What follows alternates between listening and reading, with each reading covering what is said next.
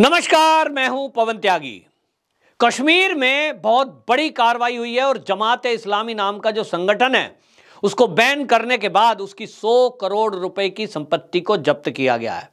आपको यह बता दूं, यह जमात-ए इस्लामी जो है देश की आजादी के पहले ही इसका गठन हुआ था और यह संगठन बनाया गया था इस्लाम की तरक्की के लिए। इस्लाम के लोगों ने मिलकर बनाया और यह तय हुआ था कि यह जो काम करेगा पूरे भारत में, और जब भारत का अभिन्न अंग पाकिस्तान भी था और उस समय बांग्लादेश भी भारत में ही था तब बनाया गया था। लेकिन जब पाकिस्तान 1947 में बंटवारा हो गया और बांग्लादेश भी बट गया 1971 में, तब ये जमात-ए इस्लामी के भी टुकड़े हुए। लेकिन जो भारत में ये काम कर रहा है संगठन जमात-ए इस्लामी, वो भारत के अंदर काम कर रहा है जिसका मुख्यालय दिल्ली में है। लेकिन ये जमात-ए इस्लामी देश विरोधी एक्टिविटी में लिप्त है और ये पिछले कई सालों से इस काम को कर रहा है। लेकिन मजाल है किसी सरकार ने इस तरफ ध्यान दिया हो कि ये जो संगठन है जिसके 3 टुकड़े हुए, एक बांग्लादेश गया,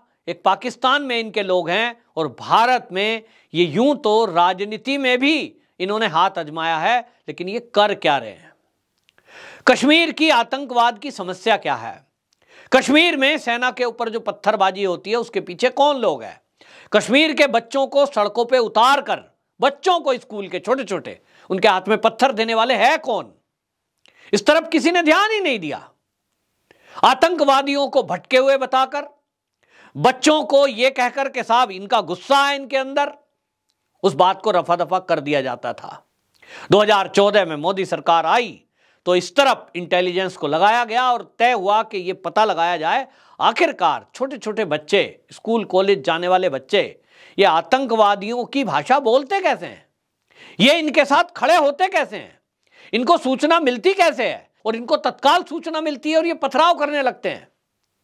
तो जब जांच हुई तो ये चौंकाने वाला खुलासा हुआ कि ये जो जमात-ए इस्लामी नाम का संगठन है, कहने को एक राजनीतिक संगठन बनाकर पूरे देश में काम कर रहा है, इसके मेंबर बने हुए हैं और एक सिस्टम बनाया हुआ है कि एक लिस्ट बना दी गई है, अगर कोई डेथ कर जाता है तो वो लिस्ट में से जो ऊपर को चलता रहेगा और वो ऑटोमेटिक पोस्टें फिल होती रहेंगी। और यही कारण है कि इसके जितने भी कार्यकर्ता पकड़े गए, देश विरोधी एक्टिविटी में पकड़े गए, कहीं आतंकवादियों की सपोर्ट में पकड़े गए, तो अगर 100 भी पकड़ लोगे तो नीचे से ऊपर तक वो 100 की लिस्ट फिर फिल हो जाएगी। यानी संगठन खत्म होने का नाम नहीं लेता। लेकिन अब मोदी सरकार आने के बाद इस पर काम हुआ और इस पर काम करने के लिए जम्मू कश्मीर पुलिस की राज्य की जांच एजेंसी SIA उसने काम किया और अब देखा तो अलग अलग हिस्सों में इसकी जो प्रॉपर्टियां थी, स्कूल में इन्होंने स्कूल भी खोल रखे थे और स्कूल को सपोर्ट भी करते थे कई को, तो स्कूल के बच्चों का यूज कर रहे थे। और इनका खुलासा ये तब हुआ जब पुलवामा हुआ और पुलवामा में ये देखा गया कि 19 साल का आदिल डार, ये व्यक्ति इन्हीं से जुड़ा हुआ है जमात-ए इस्लामी से, और इसने CRPF की जो बस के साथ वो कार ब्लास्ट की थी, यही था। जब ये जांच हुई तो पता चला और उसके बाद इस संगठन को बैन करने की बात हुई तो आप इसको प्रतिबंध कर दिया गया। और इसके बाद अब कार्रवाई, क्योंकि भारत सरकार, मोदी सरकार ने ये रूल बदल दिया है कि यदि कोई भी आतंकवादी गतिविधि में लिप्त पाया जाता है तो NIA की अलग से एक कानून बना दिया गया है और NIA की कोर्ट भी अलग है कि ऐसी कोई कार्रवाई में लिप्त यदि कोई व्यक्ति है तो उसकी संपत्ति भी जब्त होगी।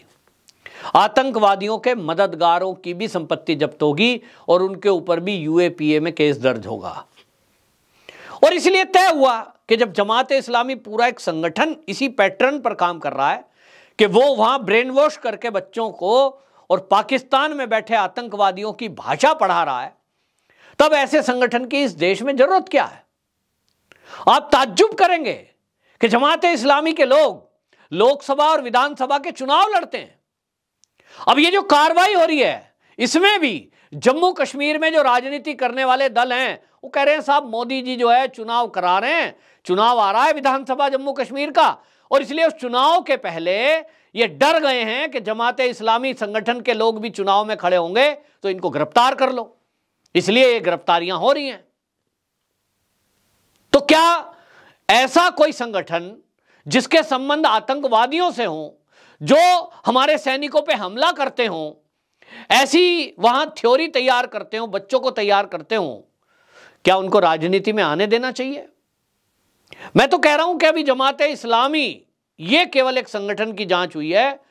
देश में कई ऐसे संदिग्ध राजनीतिक दल हैं जिनकी जांच बहुत जरूरी है, क्योंकि कई बार ऐसा लगता है कि ये जो राजनीतिक दल है, कहीं ऐसा तो नहीं, ये भाषा कैसे ऐसे बोल रहा है, ये खालिस्तानी समर्थकों की भाषा कैसे बोल रहा है, ये देश विरोधी भाषा कैसे बोल रहा है, ये तो वो भाषा बोल रहा है जो पाकिस्तान बोल रहा है।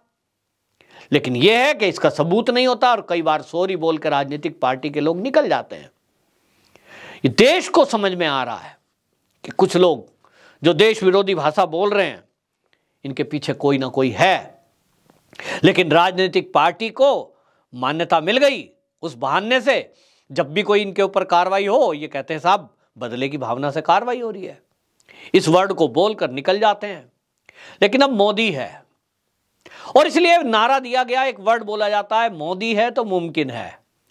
और मोदी के राज में अब यह मुमकिन हुआ है कि जो भी देश विरोधी एक्टिविटी करने वाले हैं वो आज नहीं तो कल जेल भी जाएंगे, संपत्ति भी जब्त होगी, पार्टी की मान्यता भी रद्द होगी और उनको इस देश में रहने का अधिकार भी नहीं होगा। कहां रहेंगे? जेल में। कुछ लोग कह रहे हैं जमात इस्लामी को आपने प्रतिबंध कर दिया, इसकी प्रॉपर्टी को जब्त हो गया 100 करोड़ की, 100-150 लोगों को अभी तक पकड़ा जा चुका है। यह भी आपको बता दूं, वो कहते हैं इससे क्या होगा, 150 लोग आपने पकड़ लिए, इसके कई हजार मेंबर हैं, जो 150 पकड़े हैं उनकी जगह ऑटो फिल हो जाती है।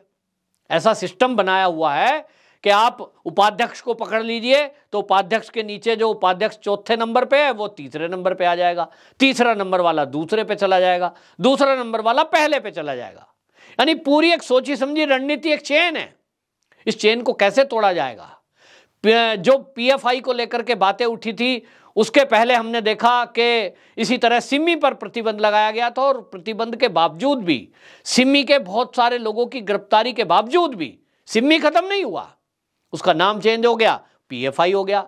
आज पीएफआई के भी 100-150 लोग पकड़ लिए हैं, तो क्या पीएफआई की एक्टिविटी बंद हो गई? निश्चित रूप से नहीं, एक्टिविटी चल रही है। जो वो छात्रों के अंदर काम कर रहा था, देश विरोधी एक्टिविटी फैलाने का, जो मौलानाओं के बीच काम कर रहा था, वो संगठन पीएफआई वो कर रहा है। नाम बदल जाएगा, नाम बिना नाम के करेंगे। हां, एजेंसियों को ट्रेस करने में मुश्किल तो आती है, तो नाम रखने की जरूरत क्या है? फिर बिना नाम के करें या कोई एनजीओ खोल लें, आजकल तो ये ट्रेंड चल रहा है। लेकिन सरकार हर संभव कोशिश कर रही है कि जो भी देश विरोधी एक्टिविटी करने वाले लोग हैं, चाहे वो एनजीओ का नाम रख लें, चाहे वो समाज सेवक बन जाए, कुछ भी, चाहे स्कूल खोल लें, चाहे अस्पताल खोल लें, आज नहीं तो कल वो गिरफ्त में आएंगे। हो सकता है क्या देश विरोधी जो ताकतें हैं, जो देश विरोधी लोग हैं, जो एक्टिविटी करने वाले हैं, वो अपने को चतुर और चालाक सोच रहे हों कि हम तो बचे हुए हैं। लेकिन आज देश जाग गया है। सरकार के पास एक सीमित संसाधन है।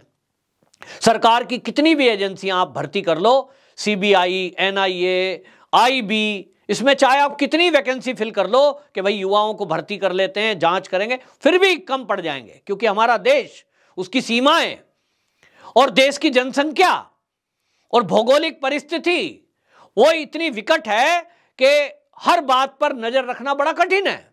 तो देश के लोगों के अंदर जब देशभक्ति का जज्बा जागता है, जब देश जागृत होता है, तो उसका परिणाम यह होता है कि गली मोहल्ले में होने वाली छोटी सी घटना वो भी प्रशासन और शासन और पुलिस तक पहुंचती है।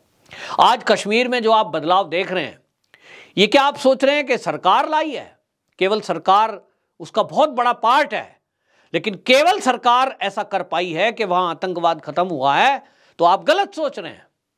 वहां की आम जनता वो इस बदलाव में सरकार और सुरक्षा एजेंसियों के साथ खड़ी हुई है, तभी उनको वो सूचना मिल पा रही है कि आज फला गली में एक संदिग्ध देखा गया है, उस पर कार्रवाई हो। तो कुछ ही घंटों में सुरक्षा बल उसको मार गिराते हैं। ये कैसे होता है? लोकल इंटेलिजेंस जो होती है, लोकल जो मुखबिर होता है, जो जानकारी देते हैं पड़ोसी, उसके बिना नहीं हो सकता। लेकिन आज कश्मीर में ये हो रहा है। इसका मतलब तो यही है ना कि कश्मीर की जनता शांति चाहती है। कश्मीर की जनता कश्मीर को बढ़ता हुआ देखना चाहती है, हिंसा नहीं देखना चाहती है। कुछ मुट्ठी भर लोग वहां माहौल खराब करके और अपनी राजनीतिक रोटियां और वहां सत्ता प्राप्ति ये चाहते हैं। तो जनता जागृत हो गई तो आज एक सुधार हो गया है कि कम से कम आतंकवाद, आज ये कहा जा सकता है कि एक जिले को यदि छोड़ दें तो कश्मीर में आतंकवाद शून्य हो गया है। और ये बहुत बड़ी उपलब्धि है कि आज कहीं से बम धमाके सुनने को नहीं मिलते हैं। ये बहुत पहले हो गया होता अगर पहले की सरकारों ने इस तरफ ध्यान दिया होता। विकास की आवश्यकता है, रोजगारों की आवश्यकता है और मुद्दे अभी बहुत हैं। लेकिन ये जो जड़ों में बैठे हुए दीमक हैं, इनका ट्रीटमेंट बहुत ज़रूरी है। मोदी जी के अभी तक के 8 साल ये ट्रीटमेंट में लग गए। अभी तो नींव में जो खोखला कर रहे थे ना बैठे हुए, चाहे वो राजनीति में हो, चाहे वो सुरक्षा बलों में हो, फिर चाहे उसमें से कोई जो है जुडिशरी में जुड़े हुए हों, ऐसे बहुत सारे लोग जड़ों को खोखला करने में लगे हुए थे। अभी मोदी सरकार केवल उनका इलाज करने में लगी है। अभी वो इलाज भी पूरी तरह नहीं हुआ है। लेकिन देशवासी इस बात को पक्का समझ लें कि जिस नीयत के साथ, जिस तेजी के साथ मोदी सरकार देश के दुश्मनों पर कार्रवाई कर रही है, ये तो पक्का है कि आने वाला कल बहुत अच्छा होने वाला है। हमारे देश की जो आने वाली युवा पीढ़ी है, उनके लिए भारत एक सुनहरा भारत बनकर उभरने वाला है। तो हम सब जागृत रहेंगे, हम सब कान और आंख सरकार की बने रहेंगे, तो निश्चित जानिए कि ये देश विरोधी ताकतों को उखाड़ फेंकने में ज़्यादा समय लगने वाला नहीं है। ये बात जरूर है कि अभी कुछ काम हुआ है और बहुत काम बाकी है। तो देश की जनता की भी कोई जिम्मेदारी है।